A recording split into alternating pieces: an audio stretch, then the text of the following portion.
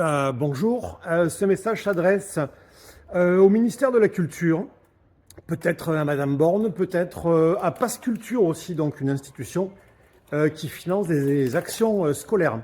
Je suis Frédéric Morel, je suis intervenant scolaire, primaire et collège. Mon métier, c'est de passer dans les écoles afin de redynamiser un petit peu certains cours. J'interviens en Antiquité romaine, Moyen-Âge comme aujourd'hui. Révolution française, Napoléon, et Deuxième Guerre mondiale. Alors, je souhaite un petit peu attirer votre attention parce que personne ne me répond par mail ou par téléphone. De toute manière, Pass Culture n'a pas de numéro de téléphone. J'ai deux problèmes principaux qui deviennent préoccupants. Le premier problème, c'est que je suis rentré dans le système de la micro-entreprise parce que après le Covid, je me suis retrouvé sans emploi.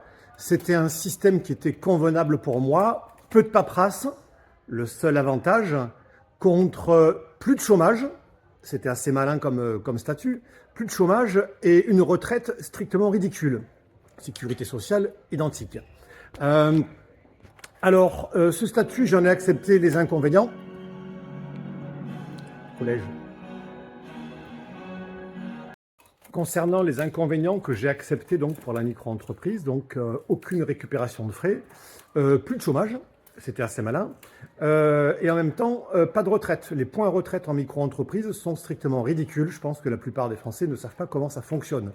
J'ai accepté ça à la seule condition, c'est que ce statut soit relativement peu important en paperasse, en administration. J'ai pas le temps, je suis sur la route.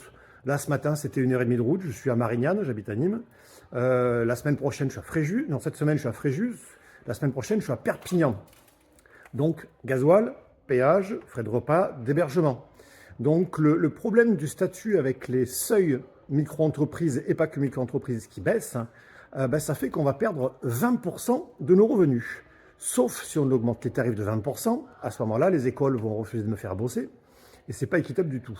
Là où c'est gênant, c'est que ce statut a été posé avec des règles et les règles ont changé. Et moi, j'ai accepté ce statut parce qu'il y avait ces règles. Si j'avais su qu'il y avait autant de contraintes, que le seuil allait bouger, que notre taux d'imposition URSSAF monte, je n'aurais pas choisi du tout le statut micro-entrepreneur. C'est suicidaire.